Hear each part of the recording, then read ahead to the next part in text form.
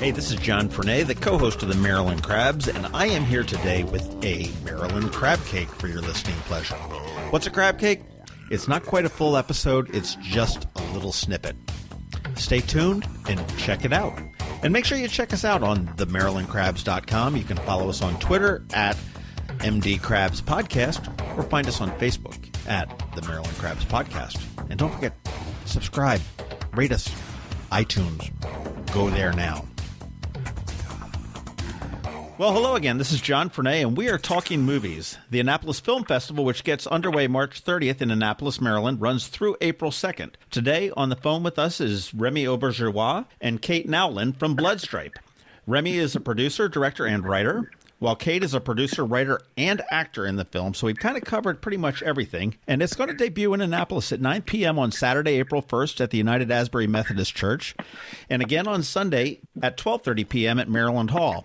Hey, guys, how are you? And thank you for taking your time to chat a little bit about Bloodstripe. Sure thing, John. Thank you for having us. Bloodstripe, let's talk about it. It's the story of a Marine sergeant coming home from her third tour in Afghanistan with a whole lot of PTSD to deal with. Is that right? About sum it up in a very succinct way?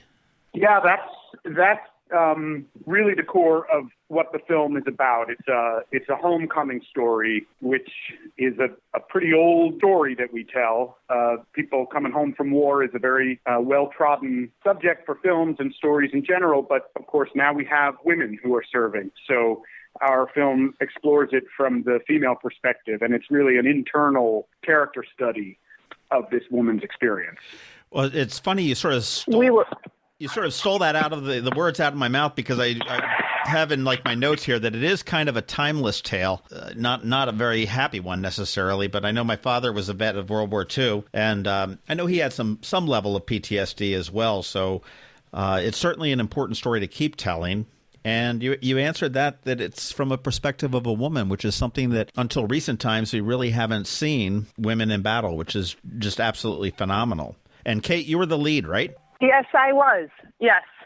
I play the character, our sergeant, and I was really, through the process of writing the character and investigating the subject matter, doing research and in developing the story, which we really created from scratch as much as possible. We were diligently sort of working on understanding the subject matter, the complexity of it, and reading about and talking to people with war combat experience. And so we immersed ourselves, both Remy and I, completely. And then I had the task of, embodying her, and which was an honor. Well, I understand that you did about 6 months of, and I almost said Marine-like training, but you really did undergo Marine training to prepare for this role, didn't you? We didn't have the budget for 6 months of that, but we did. I mean, I was training, pretty intensively for about 3.5 months leading up to it. We were writing in the fall and in the winter, and then in the springtime I started to train, and then we were shooting in August. Really physical training.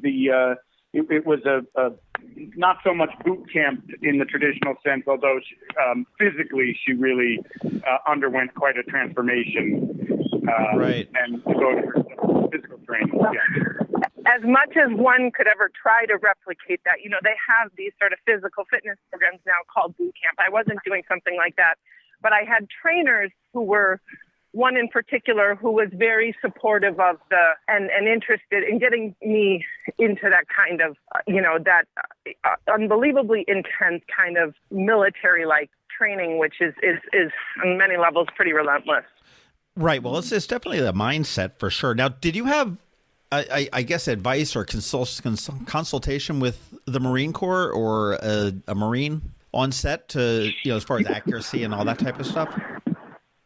We did have a woman on our crew who served as a military advisor. She is a veteran of the Marine Corps herself, and she was a member of our film crew, so she wore several hats and was really helpful in talking to Kate about things that would come up in the course of shooting. So yes, we did have that on set. We didn't have real contact with the Marine Corps officially, except to, clear things for use and make sure that we were on the right side of using the insignias and things like that. Sure. Now this is not a documentary. It's a feature film, as you said, 90 minutes. That's based on, it's a little bit of a thriller from the trailers that I've seen, as well as the issues that our sergeant, which is kind of unusual. The main character, your character, Kate, does not have a name throughout the film, does it? Is that true?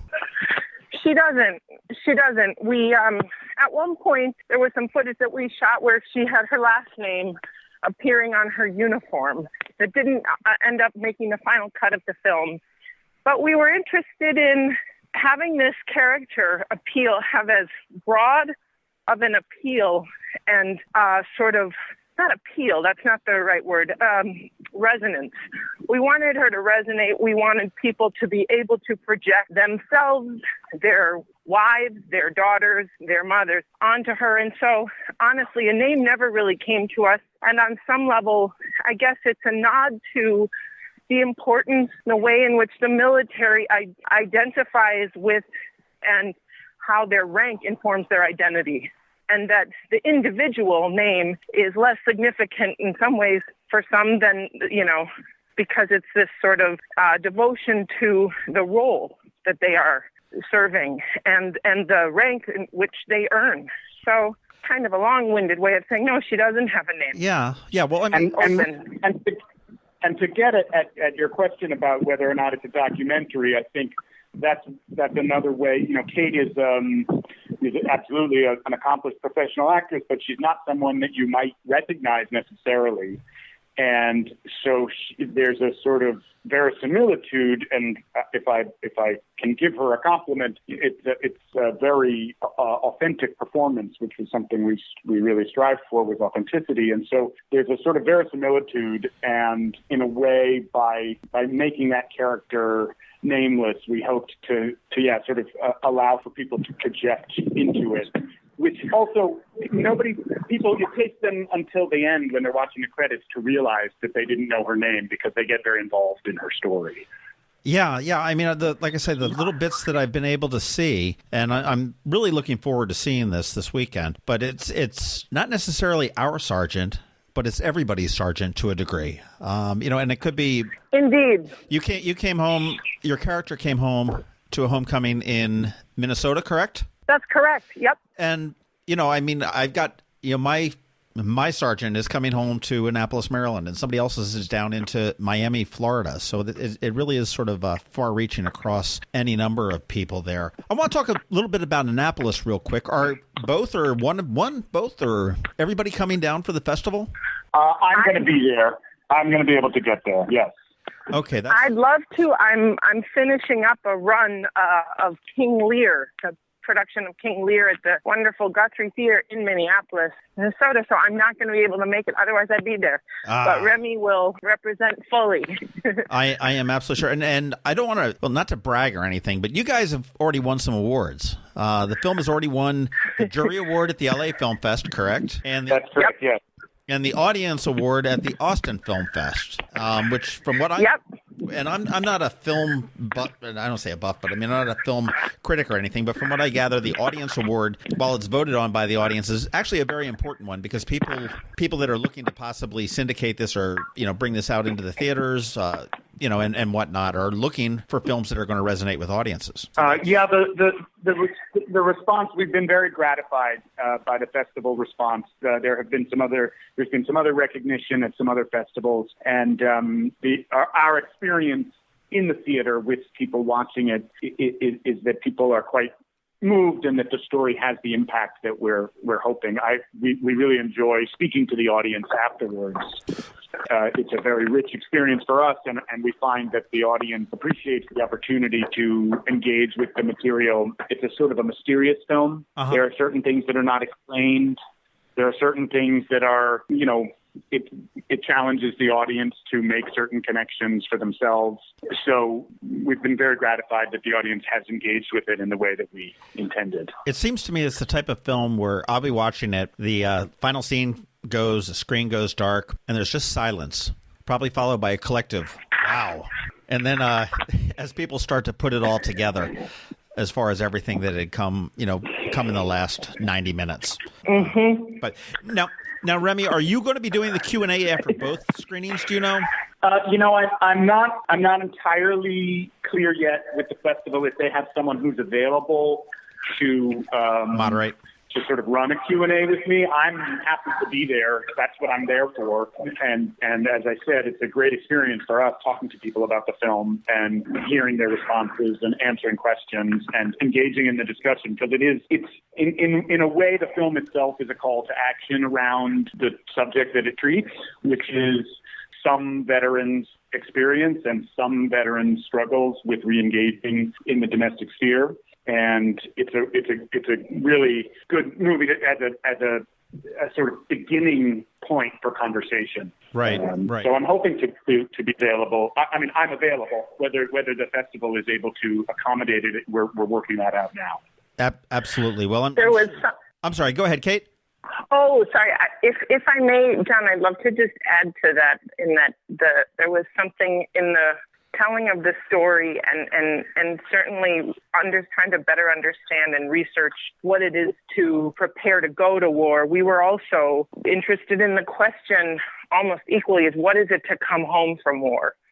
I think in a way the movie is more about that question. How do we know how we help these people more or less prepare to go, but how do we help bring them home? I think if that is, it raises that question. We are interested in that question. And so as Remy says, in a way, the movie doesn't summarize as much as we're trying to maybe just shine some light and open up some conversation or contribute to a conversation that's happening, certainly in our culture, as best we can as artists. Well, as reality sort of shows, I was going to say, as reality sort of shows that we do need to do a better job in reality to treat these people better that are coming home to us. The issues with the VA and everything else, which hopefully will get, can only get better. And it's it's something important to really be talking about. It is, as also there's no sign of these wars ending right now. We were reading recently, there were some articles about, how they're called, some people are calling them the forever war. We are still sending troops over to various places now. We have them in Syria, more to Iraq. So I think as much as we can keep some contribute, as I said, in a way that we know how as artists to a conversation and an attention around those types of services and that a kind of compassion is really important, and it doesn't seem to be letting up anytime soon. That's something that, if I may, just quickly, the idea of compassion, we felt that there was a real space in a sort of narrative, dramatic, story way to contribute to understanding. I think there's reporting around the sort of statistics about the rash and epidemic of veteran suicide and the reality of post-traumatic stress as we continue to understand it better. But we felt that as filmmakers and artists, we could contribute something not in a documentary way, not in a reportage news sort of way of getting facts across, but trying to sort of open the window into emotion and experientially. And that was, our aim with the film. And hopefully we succeed somewhat, in providing a window into a certain experience. Well, it seems that. Well, and also, I think anyone in going beyond in that experience, some of the feedback, a lot of the feedback that we've been getting really is, and I think Remy once said this when talking about the movie not that long ago. You said something. It's sort of trauma is universal. So what's interesting too is we made a story very specifically about a woman's return from her service after a number of tours, multiple tours over in the Middle East. But it's interesting. I've had women come to me and talk to me how this resonates for them in terms of their postpartum depression. We've had people who struggle with mental illness from a different source or different sort of struggle come and say that it resonates, as well as, of course, the most obvious population we are looking to reach and connect with, which are veterans as well, we're humbled and we've been humbled and gratified by some of those responses as well in terms of how it resonates. But it's interesting how it actually can go beyond the experience of war too, on an emotional level, I think. Wow. Now, is this a first film for both of you guys? As far as the feature goes, as far as being the creative forces behind the thing, yes, we both have acting careers that we've been at for quite some time, and this was really a sort of a foray into creating our own work and making a really wonderful part for Kate to play, and creating an opportunity for me to step behind the camera and for the two of us to make a story and tell a story that we feel is important from the outset. So it's a first in that way, yeah. Well, I'll tell you, hopefully everyone will get a chance to see it when it screens here during the film festival. But if someone does miss it, where and when might they be able to catch it down the road? Plans for obviously a theatrical release at some point is a potential, but where else might they be able to see it if they miss it here in town? We're working on all aspects of that right now. We are working out our release strategy as we speak. So okay. We don't have any definitive answer to that right now, but all of the usual suspects in terms of where you might find a film, we're hoping to be there pretty soon. And certainly following us on Facebook is a great way. You can look for Bloodstripe on Facebook. And on Twitter, too. And on Twitter, Bloodstripe Film, Instagram, Bloodstripe Film. So you can keep up to date with where we'll be that way for now. But come to see it in Annapolis. That's what you need to do. That's what everyone certainly come to see it. See it on the big screen and have a chance to talk. Come and see it, but we're also in. Oh well, that's the fun part. But there certainly we're strategizing for a release that will be in certain cities that where we can really draw in audience and where it can speak to the population, military population, and otherwise. So stay tuned, and we will keep you informed. But yeah, the Facebook following is a handy way to check too. Well, absolutely. Well, again, on the phone with me are Remy Auberjonois and Kate Nowlin, who are a combination of writers, producers, directors, and stars of Bloodstripe. And I want to thank you guys so much for taking the time to chat with me this afternoon. I do look forward personally to seeing Bloodstripe, and you here, Remy, as well, in Annapolis. For everyone attending the Annapolis Film Festival, definitely put Bloodstripe on your must-see list. This is 90 minutes well spent from everything that I've been able to see. They've got a really good slate this year. It debuts in Annapolis at 9 p.m. on Saturday night at the Asbury United Methodist Church, and once again on Sunday at 12:30 p.m. at Maryland Hall. And you can get the scoop on this movie as well as the other ones at AnnapolisFilmFestival.com. This crab cake from the Maryland Crabs podcast was baked especially for the Annapolis Film Festival. The film festival runs from March 30th through April 2nd in Annapolis, Maryland. You can find out all the details at AnnapolisFilmFestival.com. And, as they say, talk movie to me.